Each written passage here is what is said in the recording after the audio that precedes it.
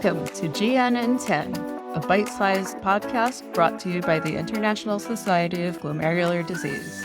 Our hosts are nephrologists and glomerular disease experts, Dr. Kenar Jhaveri of Northwell Health and Hofstra University on Long Island, New York, and Dr. Koyal Jain from the University of North Carolina, Chapel Hill. Hello, everybody. Welcome to our new session in GNN 10. We are here with our board review basics. Oh, you got the name right this time, Koyal. I got it right. I'm so proud of myself. I did write it on a piece of paper, although I've lost it. We welcome you. This is our ANCA Vasculitis session. We're going to talk about mostly treatment, induction, and maintenance, and what do we do with our patients. So I'm here with my amazing co-host, Kenar Jhaveri, and we're really excited to have you here. Welcome. So I'm going to throw the first case at you. Well, this is an 88-year-old female, and she comes in with subacute rise in creatinine, hematuria, non-nephrotic range proteinuria, RBCs in the urine, and you have a positive anti-MPO titer. And that's your presentation. It's very classic, right? It's a very board type of question. It's always the older patient. It's usually subacute rise over a few months. And usually they do have hematuria and proteinuria and hypertension. And always the question about, do you biopsy or not biopsy? I will say that I'm a little bit biased because I come from an institution where we tend to biopsy most of our patients unless they're really frail. We do have some 80-something plus year old patients who are not as frail as you would expect. And if she can undergo a biopsy, our preference is to biopsy. And I think part of the reason why is we want to see the degree of chronicity that's associated with it. So that helps you with not just the treatment now, but also potentially duration of treatment. And so my gut feeling is I would evaluate and see if she's frail, not frail. Can she undergo a biopsy? Yeah, let's assume that because the data on elderly patients now of ANCA vasculitis, the treatment outcomes are very good. So it's worth doing the biopsy to make sure we're treating the right disease and the right type of treatment. But let's not get into the frailty part of the elderly because that's a whole different session. But I think the biopsy does show crescentic pauci-immune vasculitis.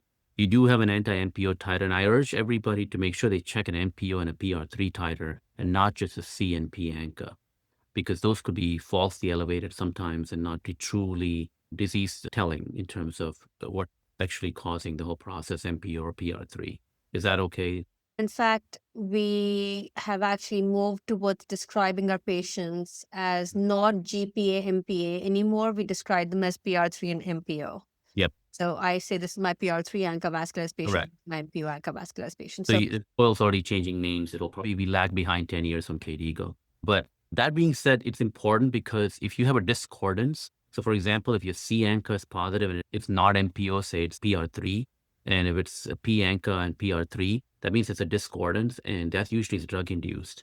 And if you have low complements and MPO, PR3 positive, it's usually drug-induced.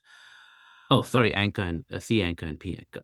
Yes. And also, don't forget that if you have low complements, not just drug-induced, always think, could there be an infection?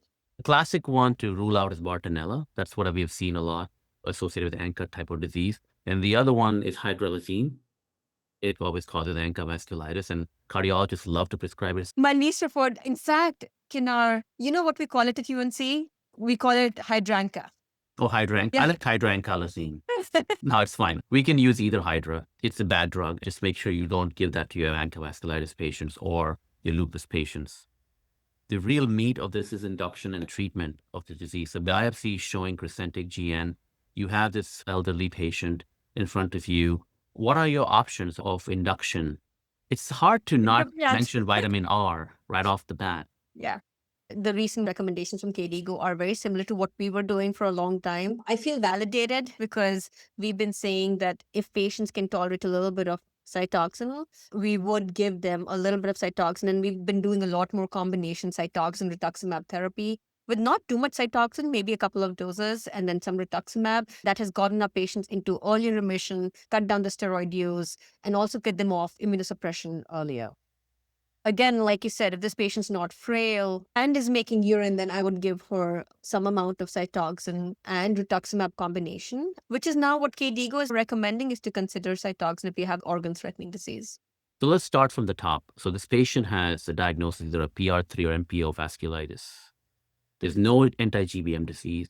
And we're dealing with renal involvement. We're now dealing with life-threatening organ damage in the kidney, acute glomerulonephritis, not GBM. So you really have three options. Of course, it's steroids, but you have rituximab, which is a 1 gram dose times 2 weeks apart, or you have oral or IV Cytoxan, correct? So you can give the IV version or you can give the oral version along with the steroid. And then you have the third option, which comes out of the Rituximab trial, which is a combination of 2 doses of Rituxan and 2 of Cytoxan, correct? IV. And that's what Koyal is referring to. Those are the 3 options KDIGO recommends. So in your patient with not that bad of a kidney disease or even a little bit of crescentic, you can go with rituximab with steroids.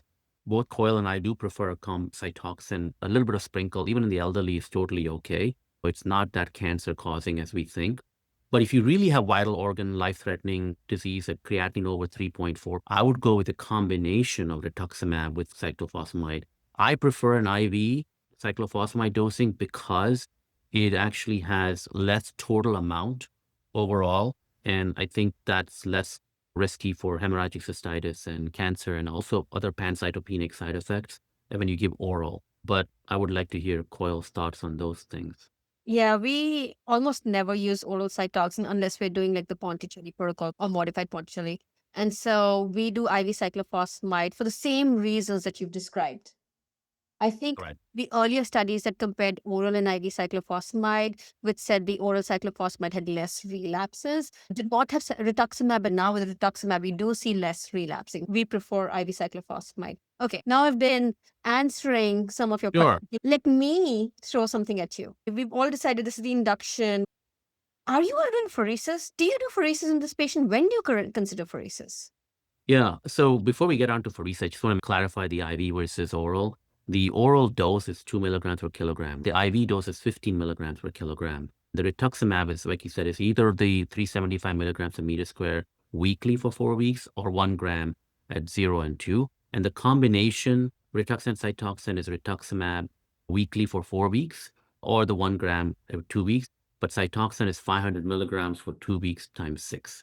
So it's usually, or some people give 2 doses of Cytoxan, 15 milligrams per kilogram at 0 and 2 weeks, and alternate that with Rituxan. So before the Pexavas trial came out, I think most people were pheresing if you had severe kidney involvement, maybe creatinine over 3.5 or 4, and on dialysis dependent, they would pherese at least 7 sessions for ANCA vasculitis. The Pexavas trial, which was a randomized control trial, had other things that we're looking at in terms of steroid dosing, but it was really comparing pheresis versus no pheresis in pretty severe cases of AKI and vasculitis, and it actually showed no difference in outcomes. Then there was this meta-analysis that was done, I believe, a couple of years later that did include the Pexavas, but also included some of the other observational studies, and that threw a little wrench into the data, and it turned out in that meta-analysis, the patients who had like severe, for example, renal disease, creatinine over 4, the need for dialysis was reduced if you started pheresis early, but there was no mortality benefit. Maybe there was some benefit in patients with pulmonary hemorrhage. That's where there's a gray zone. If there were patients not on dialysis and the creatinine's in the lowish range, even though it's crescentic disease, I really believe in the randomized trials and not in this whole meta-analysis.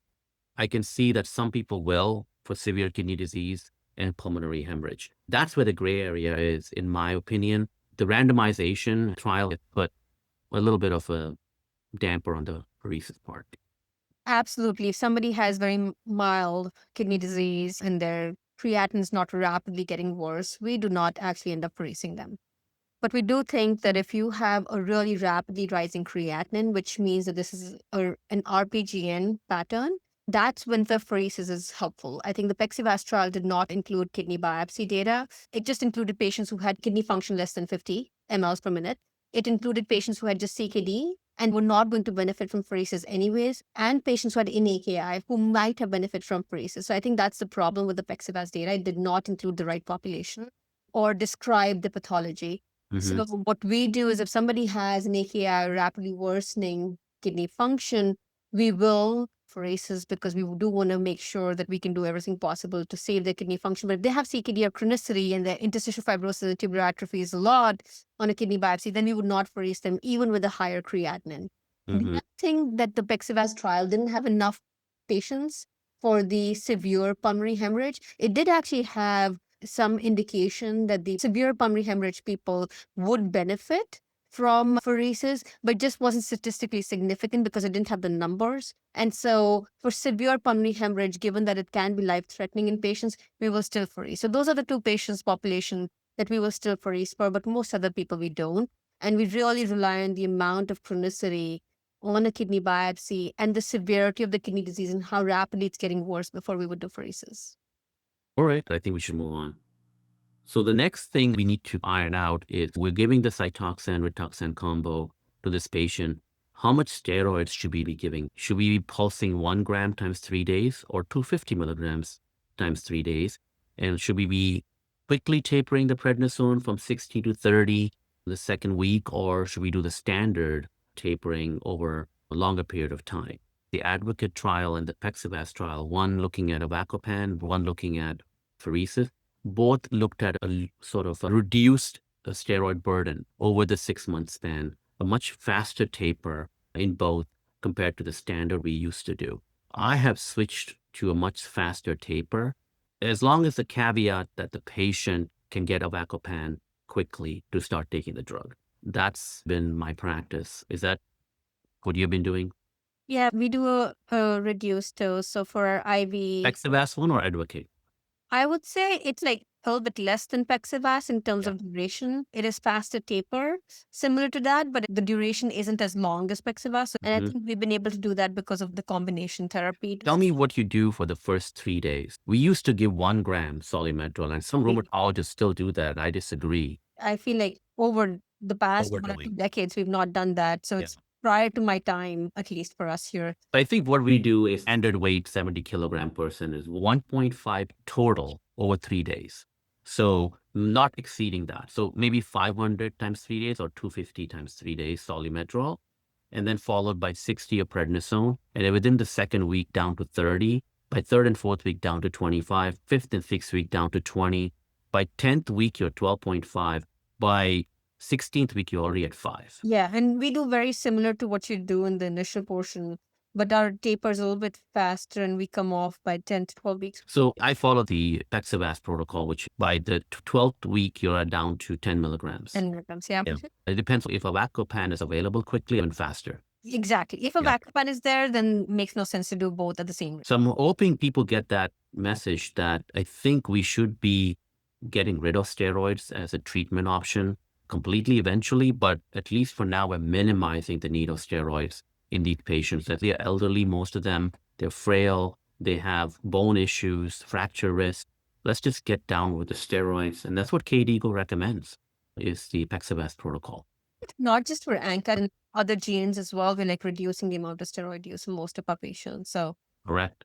less is more. As you're already on this, let's talk about avacopan. Exactly. Will you start avacopan right off the bat? We try. It took a while to get it on our formulary in the hospital, so we could continue it, but we finally now have it on formulary for starting it, and we are able to start it. And then we get the outpatient approval and continue it. And when somebody's on the avacopan, I will get off steroids faster. Just for everybody to know, avacopan is a C5a receptor inhibitor, and it's an adjunctive therapy that showed you can minimize the steroids, but it actually showed a benefit in GFR down the road in terms of these patients. So it's 30 milligrams BID. That's usually started at the time of induction, but it's hard to get sometimes. So you start whenever you can.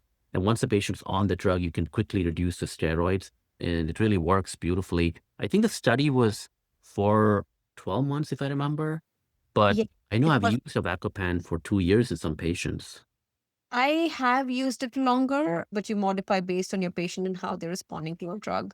And you check liver function. That's the most important thing. Of course, yeah. It does affect the cytochrome P50 enzyme. That's probably why you dose reduce in some patients might be concomitant drugs. What about giving them PCP prophylaxis? Do you do that routinely? Do you do vitamin D, calcium?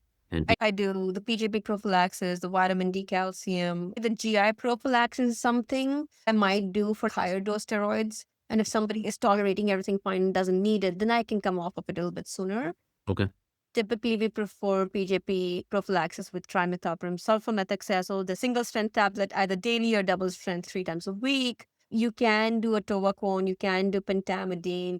We've Mhm. had some insurance issues where we prefer to give pentamidine, and if you're coming off steroids faster, then it might get them enough coverage if given in the hospital setting. And then a tovacone is 1,500 milligrams and can taste really terrible according to patients. Dapsone can be used and G6PD should be checked. So now, guess this patient does well, and you did the Rituximab protocol. You gave a Avacopan, you took them off the steroids. You're at 6-month mark. What do you Creatinine do? is 1.2. Proteinuria is still like maybe 0.5 grams. There's some hematuria.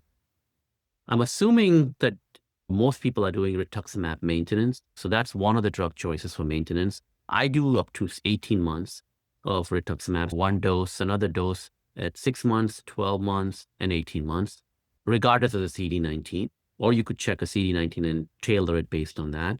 Some people even do 2 years of maintenance, but there's really no data to support longer maintenance, but it's possible.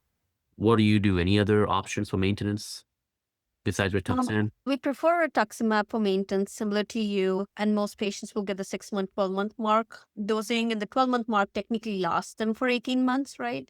And so that's what we would do, and then 18 months we'll reevaluate if we want to do more or not. I will say that what we do for rituximab is we've actually moved away from 1 gram dosing. We Mhm. typically 500 milligram dosing, similar to maintenance studies where they use 500 for the maintenance dosing. And then I have used azathioprine for maintenance in some patients. And I would say that there was a patient who became pregnant, and rituximab has not been really used in pregnancy. Azathioprine would be great for that reason. And there was one other patient who had hepatitis B. In those cases, I might prefer something like azathioprine as opposed to rituximab. So I think if you use the main Ritson scheme, it'd be 500 at 6, 12, and 18 months. If you use the Ritrazim scheme, it would be 1,000 Correct. milligram dose of rituximab. The azathioprine is usually for how long? A year for maintenance, probably. And then MMF, maybe. 1 to 2 years. I feel like, no, that's so controversial. I know. 1 to 2 years is what I typically It's say. like lupus, right? We don't know how long to We treat. don't know. I've used MMF too in some cases. We have, yes. Yeah. I think it's easier to just continue with rituximab in most cases.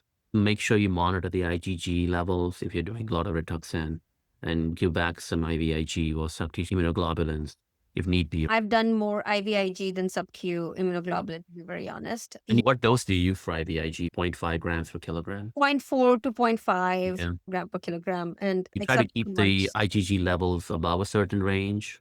I will be honest, we don't do it just for IgG levels. We do it if somebody's having infections. Fair enough. Low IgG level. Like I have some patients who are like somewhat low, but they have no complications whatsoever. Why am I exposing them to more Yeah. Some people go down a little bit and start having infections and they get regular IVIGs. More for patients with infections and a low IgG level. I So do have one question for you before we end it. What if somebody's resistant to all of this, right? Like we've now talked about azathioprine, rituximab, cytoxin, steroids, pheresis. What if somebody's resistant to all of this treatment? What do you do? yeah, so first thing I think to make sure there's no secondary trigger to this, like an infection that we might miss an echo, that something is triggering this. Once you ruled out a secondary cause, I think there is some literature in methotrexate in really refractory cases, but that's more in the room world, non-renal. I would consider obinutuzumab. It's a much more stronger anti-CD20. It should be, I think it's being studied in ANCA vasculitis. I know it's probably hopefully getting approved for membranous and already approved for lupus nephritis. So it's probably the go-to drug for me next if none of these things work, given the caveat that this might be a kidney that we might not be able to save. So repeat biopsy might also be helpful. Yeah, obinutuzumab is great. Have used it for patients who've had reactions to rituximab and cannot tolerate slower infusion rates either. I've seen DARA being mentioned like in really refractory cases. I have personally not used DARA for this indication Mhm. ever. Can you remind our listeners what is DARA? Because you and I might use that Daratumumab. word. I know daratumumab is a drug that's actually used in MGRS, myeloma. Myeloma. About before we end, let's just do the go-to papers that all fellows and people who want to know about ANCA vasculitis should read. I Okay. think my two big ones is Pexavas and Advocate.